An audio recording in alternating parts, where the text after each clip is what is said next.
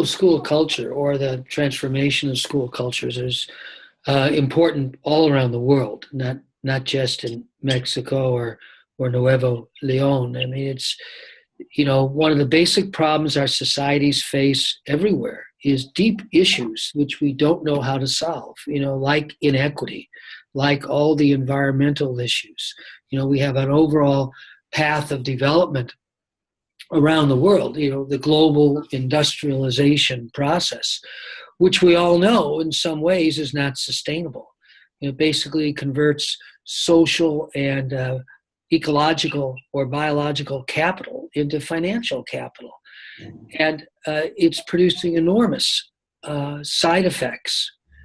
Mette and I were looking at an Oxfam report recently where they say we're getting to a point where 62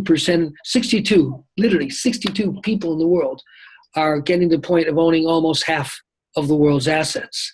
I mean, it's bizarre, the levels of inequity that exist in the world today, and nobody can possibly think that's sustainable. The social imbalances are literally destroying our societies and the cultural fabric of our societies. And you can make exactly the same argument about the ecological imbalances, whether it's water or climate destabilization or the destruction of critical ecosystems around the world, like marine ecosystems that support fisheries and so on.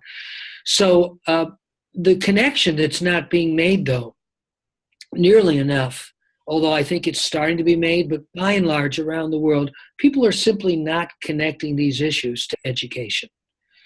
Because education is the one institution in our society that really can influence the next 50 years. Everybody focuses on business and government because obviously business and government are crucial for dealing with these issues, but I would say more in the short term.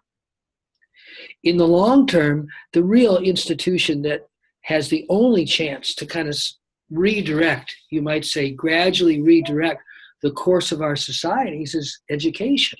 Because there's where we establish the core values. There's where we either build or fail to build the core skills, how to think about these truly complex issues, how to work together effectively to deal with these complex issues.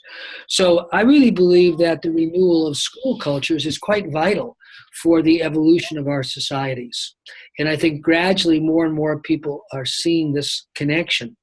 So I don't think it's just a problem in Mexico or Monterrey or the state of Nuevo Leon. It's a problem in the world. So that's why this is so important. And I think the kids understand this. School kids around the world, even in high-performing school systems, are largely quite disengaged. They don't see the relevance of their education. I mean, one thing that's very distinctive about today is children grow up with an awareness of the world in a way that never was the case before. I mean, even though you live in this part of the world or this part of the world, there's an awareness of the world as a whole.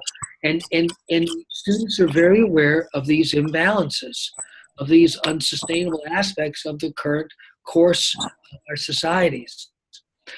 So in order for their education to really be engaging, they need to feel like it's going to be relevant for that future. So that's why it's so important. I think the opportunity is enormous. One, because I think more and more people recognize that real change in the culture of schooling is necessary, because the content of school, what's being taught, the skill is really going to be a reflection of the culture. So if you say, well, hey, we really need kids who understand complexity and who can work together effectively to solve truly complex societal issues, that's not going to happen without a renewal of the culture of the schools that shapes what actually gets learned by the kids.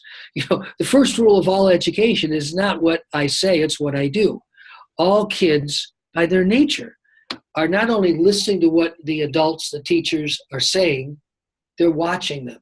They're watching what happens.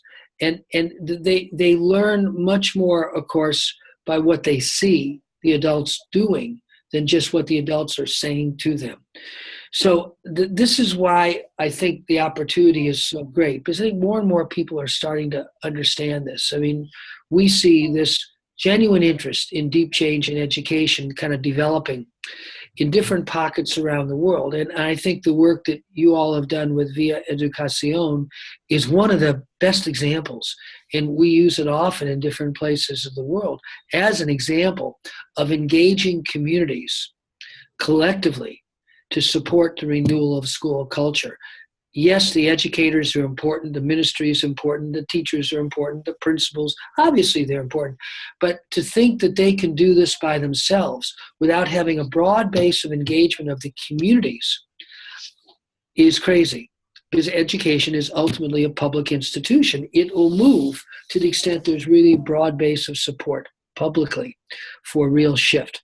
So that's one of the reasons we're all a big fan of Vía Educación. It's a wonderful model. I think I'll second Peter in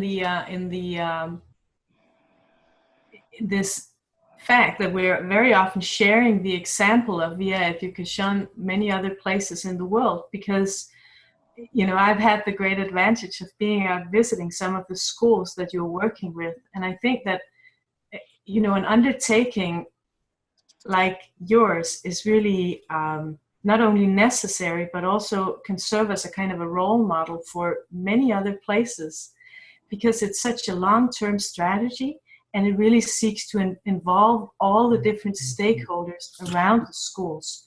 So I understand that it's growing out of deep necessity in your particular cultural context, but that can almost be claimed to be an advantage to some degree, because there is this deep necessity. It's so clear to all of us that those schools in Garcia that you're working with really, really needs this renewal of school culture.